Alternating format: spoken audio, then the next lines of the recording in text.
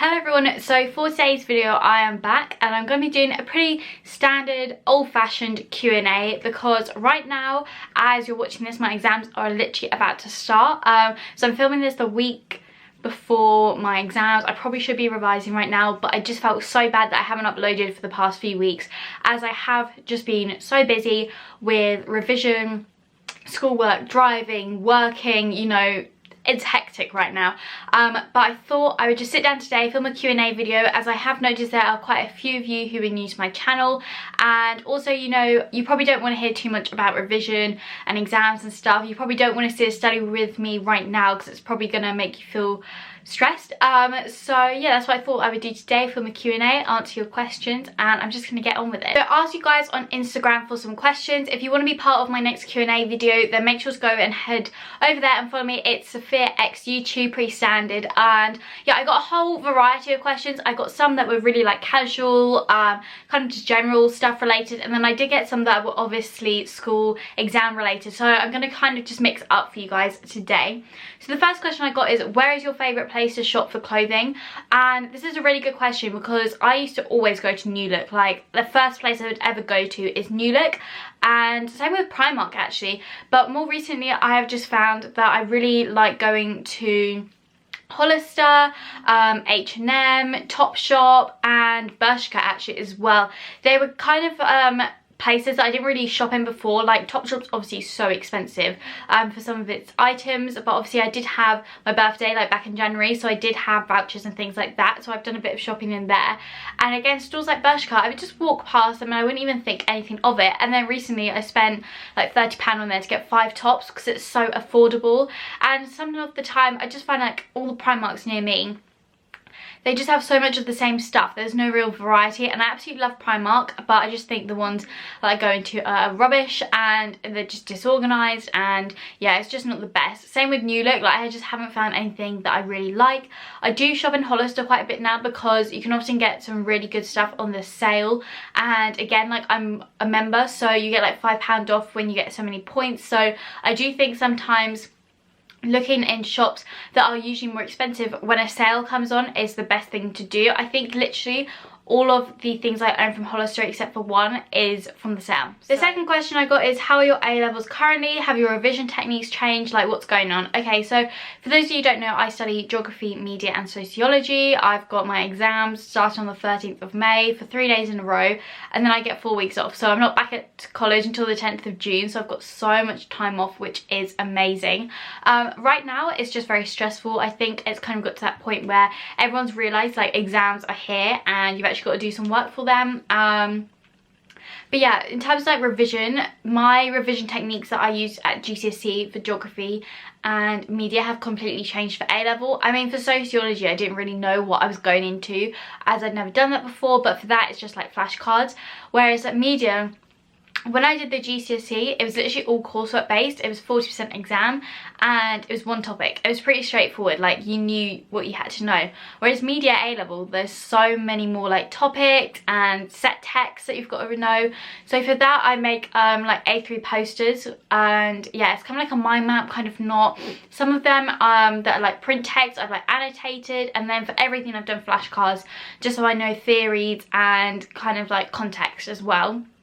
And then for geography the same. I used to make mind maps for GCSE, and I just found that it does not work at A-level because there is so much. So instead I make flashcards, and I've also made like revision booklets for myself. So it's like all my notes really condensed into one really, and yeah, I've just used notes from class and my homework and things like that to make it. So yeah, my revision techniques have changed slightly over the year, but I think it's good to now like be at the point where I know how to revise rather than like get to exams now and not have a clue.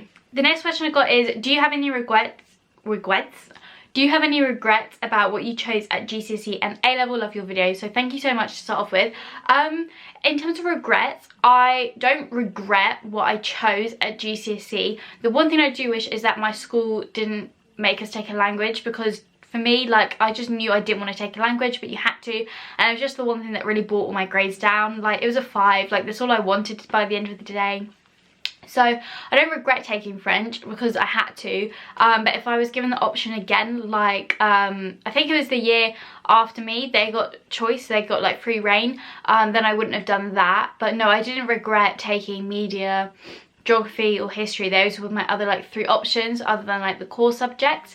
And then for A-level, no, I don't have regrets either. I was meant to do English literature and I just fell out of love with it like halfway through year 11 anyway, so I chose geography instead. I'm so happy I made that decision now, because I not only have I met some really nice people in my class, but also like it's so much more enjoyable than English. I see some of my friends who do English and I'm just like, I'm so glad I did not take that.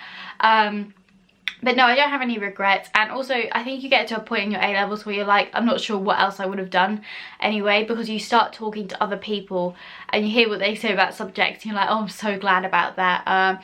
Like I was thinking about maths and then I see all the maths work people come out with and I'm like, huh, no, not for me. Would you ever go cruelty free when it comes to beauty products? Yeah, I would actually. I think I just need to get to a point where I've kind of used up a lot of stuff, or kind of just go on like a splurging spree really. I think for me it's really, I don't know what's cruelty free and what's not, so I think it would be something I'd have to research a lot more into, and it's definitely something I would like to eventually do. But like I said, I just need to research into it, and I'm pretty sure some of the products I do own now, I know they are cruelty free because when I've worked with brands or I've bought things it will say that, but some of the other things I just don't know whether they are or not. So yeah, it's definitely something I would consider, and probably maybe like over the summer I could research into it when I have a bit more time. The next question I got is, are the A-levels what you expected them to be so far? Yes and no. Like, yes, I knew it was going to be a lot of work and I knew that it was a lot more independent, you had a lot more time off, but at the same time no, because I still think you are still taught things. You know, people kind of gave me the impression that it's literally you're left to your own devices, which is not true. You're still taught everything, your homework's still checked. I mean, it's not like at school where they would mark your books and they would go through and mark everything. Like, they don't do that anymore, they just check you've done the work. And yeah, I think it's just more like college in general compared to school. That's very different, which I absolutely love. But in terms of like A-levels, it is kind of what I expected. Like, I knew there would be a lot of work. I mean, I didn't realise how much, but I would say like the jump wasn't that bad. And I was looking at it and I was like, this time last year I was juggling 10 subjects and now I'm doing 3. And I would say, although the workload is probably slightly more this year, it's actually more manageable because you can split your time very evenly between 3 rather than like 10. That was ridiculous. Evie then asked me what you do for sociology revision. Right now I'm literally just making flashcards. Well, I say making, I've made my flashcards for each sociologist, for each topic, and then I'm going through them, and then I'm also doing some blurting. So I basically put like the topic in the middle and all the sociologists, and then I just give myself like a time limit to say how much I can about each one, because it's made me realise like which ones I'm solid with, which ones I'm not. And then I've also been making essay plans. I mean, we call them snap plans in lessons, but they're basically essay plans. And I posted a picture of this on my Instagram and loads of you guys asked for a video on it. So if there is something you'd like to see, like how I plan essay answers, then do let me know. Next question I get asked all the time, and I'm going to explain like why I never said anything before. But basically it is, where do you work? So I work in Tesco, and the reason I haven't really said anything before is because when we went to the induction thing, we were kind of told, you know, on social media not to say anything negative or just kind of keep it to yourself. That's where you work. But yeah, I just work in Tesco. I work on the checkouts, sometimes on the shelves. It's a pretty good job. I don't have any problem with it. And yeah, it's just really nice to earn a bit of extra money on the weekends. So yeah, if you are looking for a job, I would highly recommend to go to just a supermarket. The next question I got asked again quite a bit, and that is, which unis are you considering? So I've booked open days for Exeter, Bristol, Bath and Surrey. Those kind of 4 at the moment. Obviously there are loads of unis out there. I think I would definitely like to go look around Kent, which is in Canterbury, and you know, there's more like local unis and stuff like that that I can just put down if I am interested in. I did recently go to the interdisciplinary school university's open day, which I will leave the link to the vlog down below, as there is a potential because it doesn't count as one of your UCAS applications. It's like an external thing, so that is something I would definitely consider.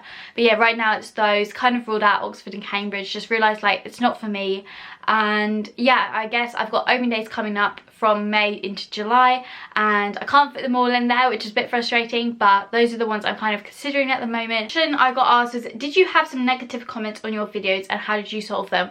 When I started, not really. Like, obviously when you're quite a small YouTuber, you're not really noticed at all, and I wouldn't say I'm a big YouTuber right now. I still am relatively small, but I would say as there's been more and more people, you do get the odd comment, or you get a comment that someone else has replied to and they're being negative to them, which I just don't think is acceptable in videos. So yeah, I do get the odd comment that isn't very nice, but all you gotta do is just hit the delete button. That's literally what I do. I read it and hit delete and forget about it. And the last question I'm gonna answer, again, I got quite a few of you guys asking about A-level geography. How is it? Will it help you in the future? Not sure whether to take it or not. So for me, I think A-level geography is the one subject that's very, I wanna say the word universal. I don't know if that makes sense. Basically, A-level geography's got so many different strands into it. It's got a bit of maths in there. It has got a bit of science, which I wasn't really aware of. It's not a problem, but it has got a bit of science in there. And then I think in terms of maths, I think it's like 20% maths out the whole thing. But honestly, the maths is not difficult. It's really basic stuff. Things like just adding and subtracting percentages. It's not challenging, or so far it hasn't been anyway. And then obviously you've got the main bulk of geography. You've got the physical and the human side, and then coursework. So when I was applying for A-levels, what put me off A-level geography initially was physical geography. It's just always been the thing that I've never really liked. I was so like adamant that human geography was the thing for me, basically. It was like my favourite thing, it was my best thing. And that kind of put me off A-level for a while, because a lot of it is obviously physical. It's like 50-50. I say that, but you know, like 50-50. And then I remember I went to look at the college I was at now and the course that my school sixth form offered, and they were very, very different. And I think I kind of looked at it and was like, oh, I'm just not sure, because two places are telling me something very different about the course. So yeah, and then halfway through year 11, kind of fell out of love with English, and I was like, well, you know, when I go to my enrollment for college, I think I'm going to change to geography. And then I got my results and I was like, yep, that is the best decision I've ever made to do geography. And the funny thing was that I hated physical geography, and out of the 3 papers, the physical geography paper was my best paper. Like, I got a 9 in it, and I don't understand how, because A, I really didn't enjoy physical geography, B, I was super stressed before that exam, and C, I was so ill. Like, I was coughing the whole time. I felt so bad for the people in there with me. And then when I got into the A-level, we had homework over the summer, and it was like tectonics, and that wasn't something I ever really struggled with once you get your head around it. And then as A-level went on, I did think to myself, like, what have I done? Like, it's so different. But you get the hang of it, and it's absolutely fine. And I just think it is a really good subject to take, especially if you're not sure what you want to quite do in the future. I think it opens up a lot of doors. And I remember my teacher saying to me, like, oh, you know, a geography degree does this. And I remember even at school we were told, and it is a really good subject if you want loads of different options.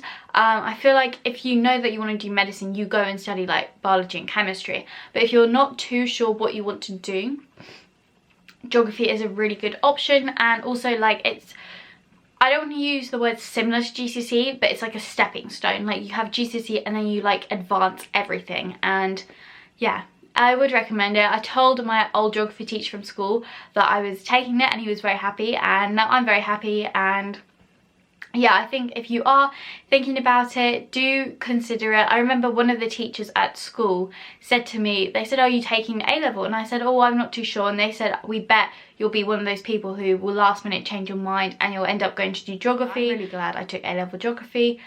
How many times have I said that in a sentence?